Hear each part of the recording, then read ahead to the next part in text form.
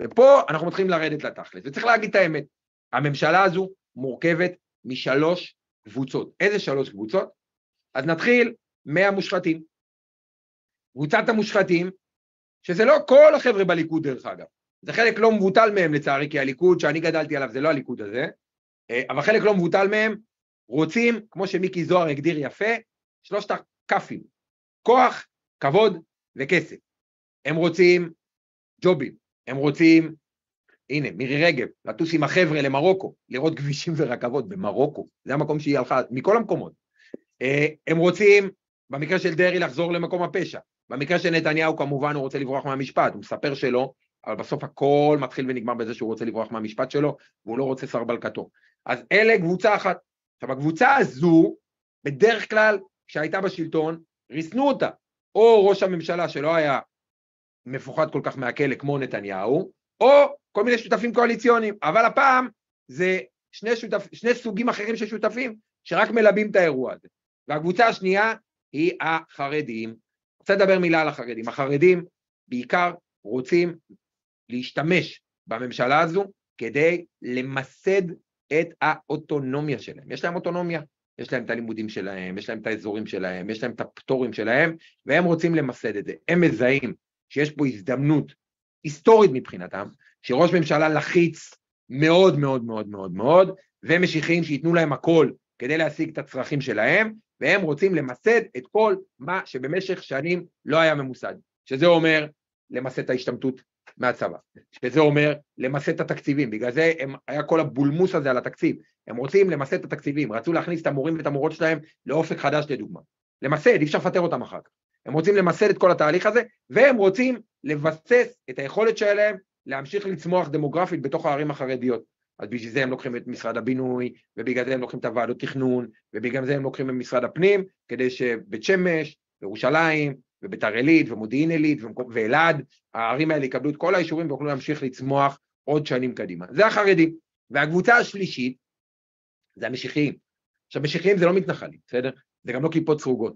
משיחיים זה קבוצה מסוכנת מאוד, אני אומר לכם, אני ב5 חודשים האחרונים, לומד לעומק את האג'נדה של החבר'ה האלה, מה זה באמת, מה עומד מאחורי המושג הזה מדינת הלכה, מה עומד מאחורי המושג הזה עידוד הגאולה וביאת המשיח, אלה אנשים מאוד מאוד מאוד מסוכנים, שבגדול רוצים פה 3 דברים, יכולים לספר עד מחרתיים שלו, אנחנו מבחינתם כלי שאפשר להשתמש, הם רוצים לספח את יהודה ושומרון, אמיתית, זה מה שהם רוצים, עזבו שזה יביא אותנו למדינה דו-לאומית, עזבו שזה כנראה יגרום לעולם להתייחס אלינו כמו מדינת אפרטהייד, וכל מיני דברים שאלוהים ישמור אם נגיע לשם, אבל הם רוצים לספח את יהודה ושומרון, הם רוצים מדינת הלכה, הם באמת רוצים מדינת הלכה, בניגוד לחרדים דרך אגב, שלא בהכרח רוצים מדינת הלכה, כי החרדים רוצים את האוטונומיה שלהם, המשיחיים באמת רוצים מדינת הלכה, והם רוצים להוציא לפועל את תוכנית ההכרעה, מי שלא מכיר, אני אתן לכם שיעורי בית, פליז, כנסו לאינטרנט, חפשו תוכנית ההכרעה של סמוטריץ'. סמוטריץ', גרנדמייזר, כתב תוכנית, איך מכריעים את האויב הערבי. הבן אדם, כמו שהוא ממציא מספרים במשרד האוצר וסומך על כלכלת בעזרת השם, זה בערך כמו התוכנית שהוא חושב שאפשר לפתור את הבעיה הפלסטינית. בגדול הוא אומר, הערבים בישראל, מי שלא יציר נאמנות אני אגרש אותו, הרשות הפלסטינית אני אפרק אותה, כולם יישבו אמונים לישראל, ואז אנחנו נהיה מדינה עם תושבים שאין להם אזרחות ואין להם כלום, אבל הם חיים תחתנו. מה עם העולם, מה עם סטנדרט מקובל, מה עם ארגונים בינלאומיים, מה עם התנגדות, כלום, זה כל מיני דברים שהוא פותר אותם ככה בהינף יד, ובלי להתייחס בכלל. תוכנית מפחידה בצורה בלתי רגילה. אז 3 הגורמים האלה חברו יחד, וכל אחד מנסה לקחת את החתיכה. מי מפריע להם? מפריעים להם כל מי שיכול לעמוד מנגד. עכשיו, הראשון שיכול לעמוד מנגד זה בית המשפט, ולכן הם עשו את הטעות שלשמחתי, היא הטעות הכי טובה שיכולה לקרות לנו, והם התחילו דווקא ממערכת המשפט. למה?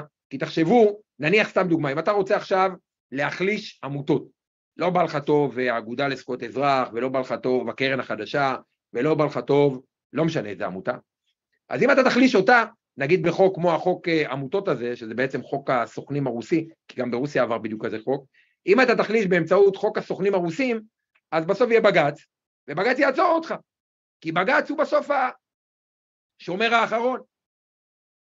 אבל מה קורה אם אין בג"ץ? אז אין בעיה.